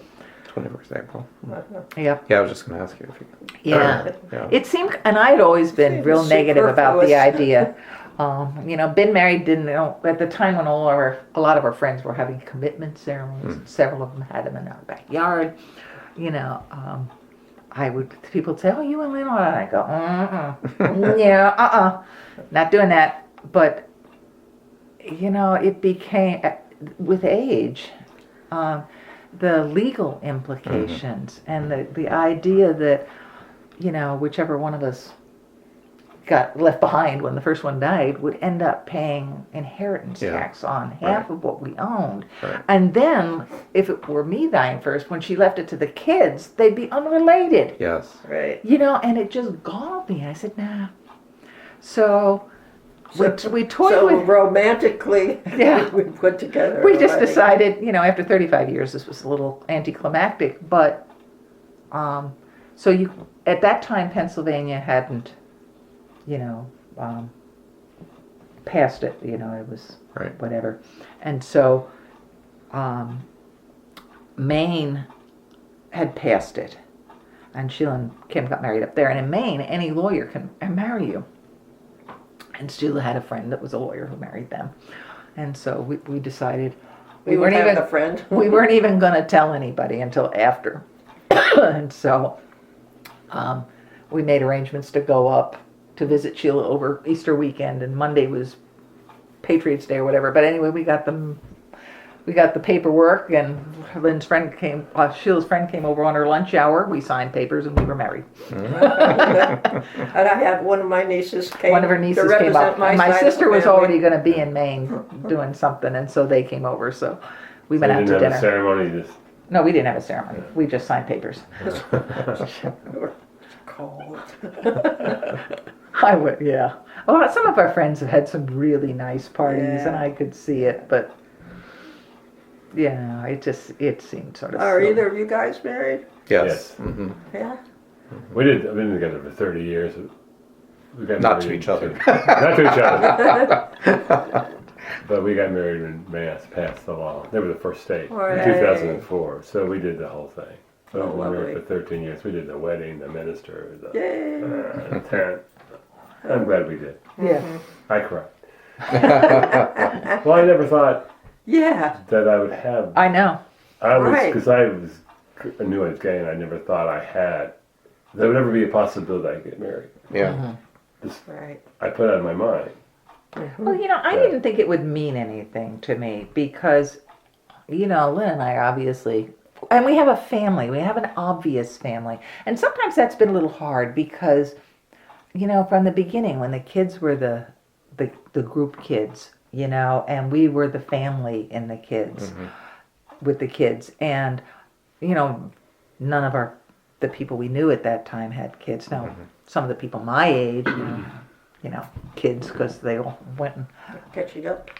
but at that time we stood out, and it was certainly a warm and inviting atmosphere, but it also, I think, put a lot of pressure on us. We became the people who are always coming up to Lynn. She's her role model, or they're saying your relationship is this role model, and we're going, oh God. I don't want to be any I role don't, model. and yet I Right. can understand why that happened. people that we knew were friends, but not close friends. Our relationship came to mean a lot to people. And the longer we were together, and as the kids grew, the more that, and it became, I could understand it in some ways, but in other ways it was tough. And I think for me, I never fit in with the other women who had kids, even when, the kids were at the Quaker school and stuff, and everybody was very accepting, and yet they treated our experience like it was different. I wasn't the same. And I felt different in a lot of ways, and they didn't understand. They were very accepting and stuff, but I was never one of the groups of mothers. And that's really tough. It's tough raising kids when you don't have a group of mothers. And yet, the lesbian group was our home in lots of ways, and yet they had no clue. What it was feeling. I remember there were a whole bunch of different bars after the Scorpion went, and they were usually they'd last for maybe 6 months or 9 months or whatever. People would go out, and when they finally had only the one Mr. C's, Yes. which was Sunday night. It went gay. Okay.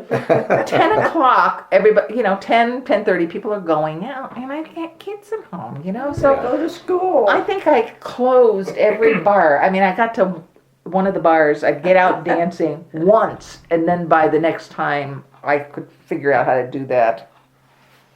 That didn't exist anymore. Yeah. It was just and people would plan things.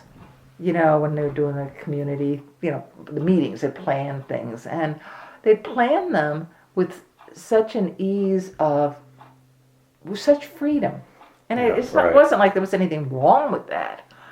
But You had other I responsibilities. trying to figure out how to so I really missed that. I missed having some sense of community that encapsulated my experience. It was hard, and I was very protective of my relationship. At times that was an issue between Lynn and I, because I wasn't sharing much of the time I had with the kids. It wasn't terrible, but I was the one that was going to be reading to them at night. It was clear I was their mom. And that, I think, Lynn often felt sort of left out or on the side of things because we were so connected. And then, like I said, when the kids weren't here, I was... One of the feelings I had was I really didn't have anyone to talk to who could help me out in my position. I did not want to usurp John's place in the... And I didn't want to do that. And I didn't know how to be part of the family in that way. But I tried to. I feel like we missed some things, doing some things with the kids because of that kind of awkwardness. It was tough. And overlaying all of that was the anxiety. Yeah. It really, just that. And so the world Sheila grew up in, I think, is very different. She grew up with that as a kid, that anxiety and stuff. But she's been out since she was in really. She's always been really political. When she was in 7th and 8th grade, she was going to what they called then the alternative program, which had but for school, and she decided she was going to start volunteering at the AIDS project in town. She's in public health now. But she was into it, and she showed up and said, I want to do things. So they let her do things in the office for a while, and then they let her do some training, and then she and another couple of kids put together a peer education thing that they would go around to the different schools and stuff, and that was Sheila. Sheila was out there, but she also felt very isolated, and she told me when when it was funny, she ended up going to Smith. She was a little worried about that, but she went to Smith, and she'd been accepted at Penn State and stuff. And I said, I don't think you want to stay here, hon. I really don't. But she got scared. She was afraid everybody at Smith would have money and be smarter. Well, they weren't smarter. They had money. But not everybody did. And what she realized was there were a lot of kids that didn't. Yeah, there are a lot of But she didn't have gay friends who were her age. She knew all of these gay people. She'd grown up with gay people. She, male and female, more than certainly I had. Our groups were always pretty, female. But, she was doing stuff at the AIDS Project. She was, it was always where she was. And, but she didn't know anybody her age. And when she went to Smith, they obviously had a gay group on campus. And she went to the first meeting, and I called her to ask her how'd it go. And she said, God, Mom, it was so big. Nobody paid any attention to this. I didn't know anybody. It's like, okay, that's not going to be a problem for a long kid. But, it was a good place for her to be, a women's college with, really pushed her. And so her experiences have been, she's always lived since she left here in places that she could be out. Yeah. She worked for a couple of years after college, went to University of Michigan for her master's of public health and social work. It was like was active there, and she moved to Boston, and so it's a very different life. And it's not, a lot of the things are very different. And Kim, who came from a much more restrictive background and for whom this was a real struggle and stuff, when she moved to Boston, it was like, oh my God, and it's been really fun to watch her just blossom, Sorry. into this whole other experience. Talk a little bit about Rachel.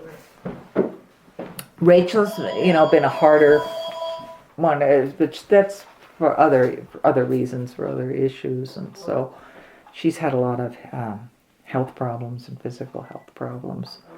So, but she's also, the gay issue has never been an issue for her. And for a while, she actually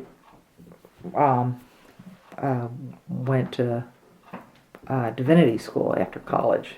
She's a math and chemistry major, and then she shifted gears and went to Harvard Divinity, and then was working at a college in Maine for a while as sort of their campus chaplain, Catholic chaplain. And she said it was actually a benefit for her that she had this gay face, because it was kind of cool that her whole family was gay. So I don't know if we covered what you needed to have covered. I think we did. I mean, I think we ended up covering all these points that we wouldn't. Yeah. Anything else that you can think of that you want to add? Well, as soon as you walk out the door. Yeah. I think I started to say it before. I thought that it wouldn't affect me getting married, because it was really a practical decision. It didn't, we didn't have that feel. I didn't have that feeling of, I never thought. Even when I was a kid, marriage never seemed like, who cares? Yeah, me either. It was not like, I didn't feel like I was deprived of anything if I didn't get married or something. I don't know. And my experience with marriage the first time was like, I don't want to do this. But what I noticed after we got married was that all of a sudden it was, especially once, right after we got married in Maine, Pennsylvania, our governor didn't appeal. And so we could have gotten married 2 months later in Pennsylvania. So it really was, we were married when we came back. And all of a sudden it became somebody else's problem. It wasn't mine anymore. I don't know how to describe it as much, but it was like having to figure out how to identify Lynn, as my, Mother, sister. Well, no, it wasn't that. It wasn't that so much, but like you go to the doctors or whatever, and they want to know who your contact person is and stuff, and all of that. And it was like having to think about how people would react. Right. You know, and it wasn't like I didn't do things because of that necessarily, but all of a sudden it became, hey, you don't have any power over me. So if you don't like it, that's not my problem anymore. It's yours. And I was surprised at that. You know, after all these years and being fairly out, you know, I didn't expect that. But that legal recognition made a difference. I mean, it still galls me that we don't have civil rights protections in Pennsylvania, that you can still get fired. You can get married, but you can get fired. That stuff, you know, we don't want to forget that stuff. Right. But I was surprised Yep. at that. I really was. And I was surprised how quickly it seemed to me after that making appointments and identifying yourself as having a wife, people don't even blink anymore. Yeah, I don't know what they're I'm thinking, but amazed that that just seemed to turn over. Of course, I probably am not going to places where people will, but nevertheless. they don't feel as free to tell you how they think if they really don't like it. They're not going to make faces at me the same way. Yeah. And I know there still are people that feel that way. I mean, certainly that's out there. But it really does feel like now it's their problem, not mine. It's true. You know, now it's also easier. I'm retired now. You know, when I left the community mental health and went into practice on my own, I'll tell you, I was worried. You know, I was not sure whether it would make a difference in terms of being able to support myself and stuff. I'm sure that there were people that didn't come to see me because they had heard I was gay, but I don't know. I never had any. I had a lot of people who came to me because they'd heard I was a good therapist and didn't know. But you know, but it did worry me at times. Over time that worried me less. And now I'm retired. It's just not an issue.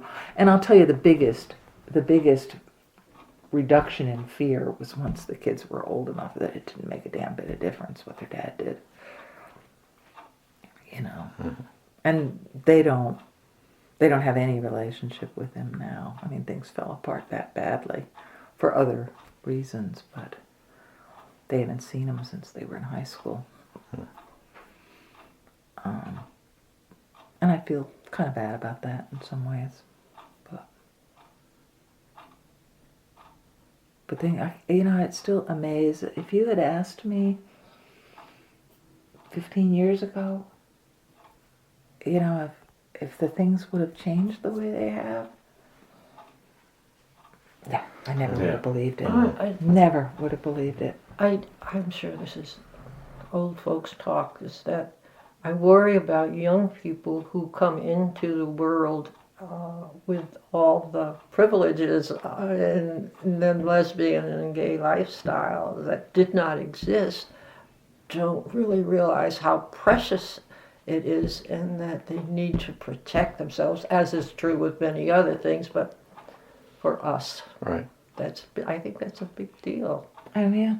I mean, it really is. And also, I'm amazed at how many people, friends, family, who are supportive, but don't understand the work that still needs to be done. Like we were sitting around on Anne's deck, you know, Right. in the evening, which, you know, we do when we visit, and everybody was sitting around drinking wine and talking and stuff. And we were talking, somehow it came up about the gay marriage. And I think everybody there did not realize that most states it's still legal to discriminate. They kind of assumed that gay marriage meant everything was okay, and they didn't even realize that. Yeah. And they were on our side. You know Yeah, what I it's like, mean? Right. and I find that a lot among allies and supportive people that they don't don't know that. understand that and how scary that can be. That's why that's the importance of gay history, and that's why we're doing that's this, just great. and that's why this book's important. It's part of chronicling gay history, Yeah. Like I see. So that the new generation, younger generation knows. Yeah. And that's part of that's not just gay history. History in itself, that's why history is important. That's why people write about history. Yeah. It's so, You have some you know, perspective. you have perspective, you know what happened, what went on. The wise man knows what history teaches us Yeah. and what we have to do. It's why there's still battles to be fought in gay. Like I see so many. Sheila's got a whole bunch of friends that have, gotten pregnant and had kids. She's got, she said it's all of a sudden it's hard to be a lesbian couple if you don't have kids. Yes. Everybody keeps asking, when are you two going to have kids? It's like just like the straight people. Yeah. right? That's true. But how I don't say it's easy, but they're not having those nightmares. Right. Now some of it is that my kids came from a marriage rather than out of a choice like that. But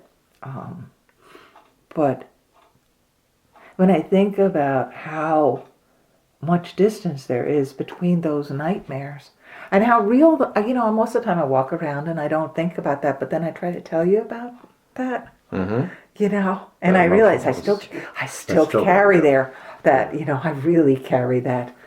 And it's been 40 years. But it's a part of who I am, and how scary that was, knowing that you have no protections and that you're dependent on the goodwill of other people for things as basic as your relationship with your kids, or whether you can have a job, whether you can support yourself. But that story is very, very important. Yes, Those feelings. it is. Yeah. Really critical. Yeah.